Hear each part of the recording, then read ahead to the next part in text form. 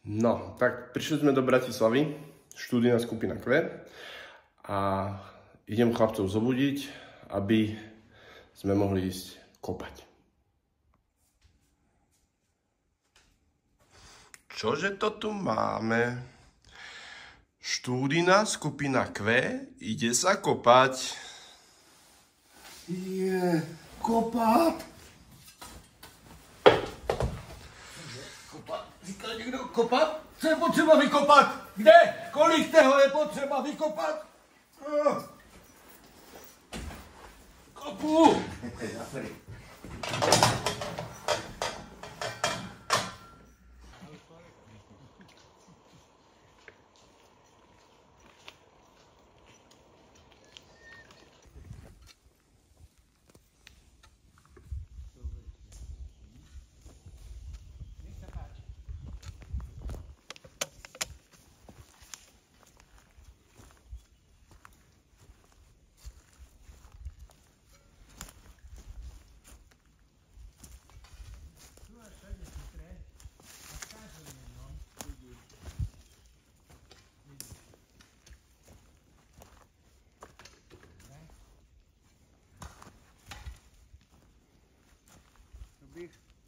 Fotky pošleš nějak? Ak nejaké urobím. Mám taký pocit, že nemám baterku. Pošel film. Nemám baterku. Takže nechal som ju doma. A tuto ešte pozriem, že čo mám. Štefán, pozri sa na mňa a prosím vysvetli, kde sa práve nachádzame. Teraz? Áno. Teraz sa nachádzame pri kameňolome, ktorý sa volá Biele skaly. Je to úplne prvý kameňolom tuto, z ktorého sa bral, tu je vedľa, a z ktorého sa bral kameň na výstavbu Starej Dúbravky. Takže keď sa pozriete na podstienky v Starej Dúbravke, tak tam máte tieto kamene aj so skamenelinami. Dobre, a čo môžeme na tejto lokalite nájsť? Na tejto lokalite sú v prvom rade turitely, takzvané vežatky. To sú ulitníky vežovitého tvaru a je ich strašne moc, je tu asi 60 cm vrstva naplnená týmito ulitníkmi. Takže tu si vyberte materiál, aj tuto pod nami, hej, tam napadané. Keby sa vám chcelo kopať, tak tuto to je všade. Jo, ja sa nechce, to sú v podstate... Ja som si vybral tady... Krásná lumachela, turitel. Nádherná, ale je ich tam asi tak 1 milión, že? Celá 3. Paráda. Ja. No? Tyjo, dívej, to je on. To je on, co... To je Strombus. Strombus? Človeče. Áno, Strombus. To je ulitný strombus. A máš aj ten fragment, ktorý k Človeče, nemu patrí? Ukáž to? Čoveče, Pasuje? to je fakt ono. Dívej. Nádhera, Dívej. ty vole. To je Dívej, brut. píš tam. Daj mi ho na záber, prosím ťa. Nedám, už nikdy to nedám z ruky, nikdy. Na záber, ukáž, otoč ho pekne, tak. Krásny ulitník, miocénny, bádenský. Gratulujem, Jura. Fakt nádherný nález.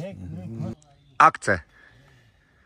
Tak, bol som teraz troška v Suti a podarilo sa mi nájsť celkom pekný zvyšok lastúrnika, druhú Flabelipecten bessery. Zatiaľ je to asi môj najlepší nález dnešného dňa, tak vám ho takto pekne otočím.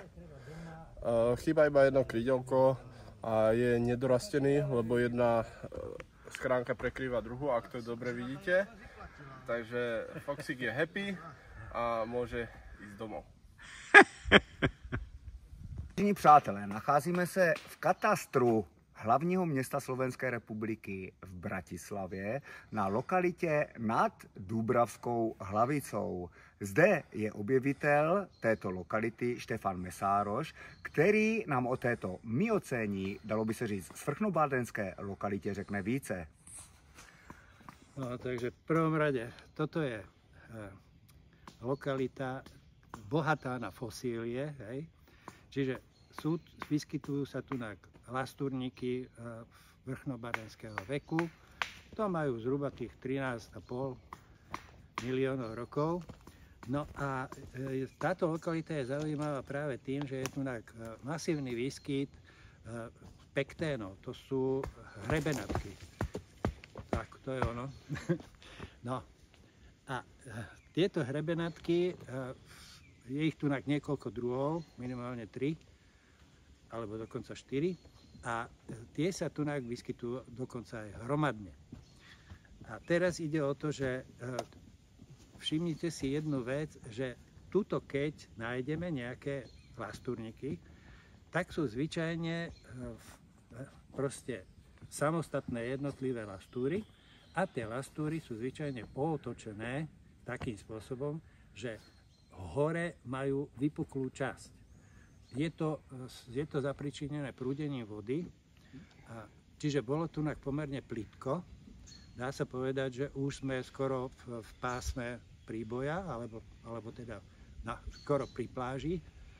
A je to vlastne taký záliv tuto, kde sa im darilo vo väčšej miere. A ten záliv je pred vstupom do prielivu. Dúbravsko-Devínsky prieliv to bol a ten vlastne vymedzoval ostrov Devínsku Kobylu kedysi. No, táto lokalita je ešte zaujímavá tým, že som tu nikdy, ale doteraz ani som nepočul, že by niekto našiel žraločí zub.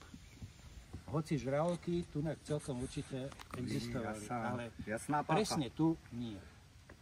No, okrem toho ešte je zaujímavá vec, že tu kúsok dole, nižšie, je lokalita, stará lokalita, je to starý kameňolom, biele skaly. Je to klasický lom, z ktorého brali kameň na výstavbu starých domov v Dúbravke. A zvyčajne podstienky týchto domov sú z toho kameňa a tam trčia z toho skameňaliny. No, čo ešte také povedať o tejto lokalite? No, to je ten hromadný výskyt, hej.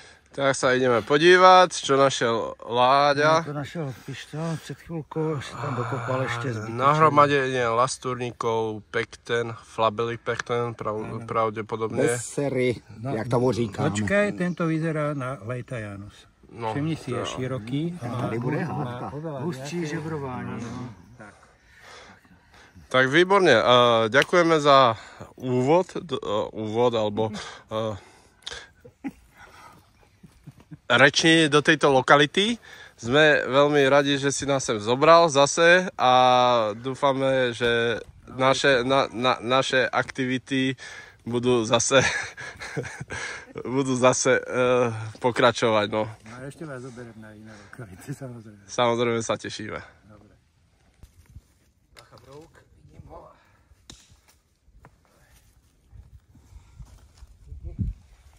Teraz nezbíraš nám.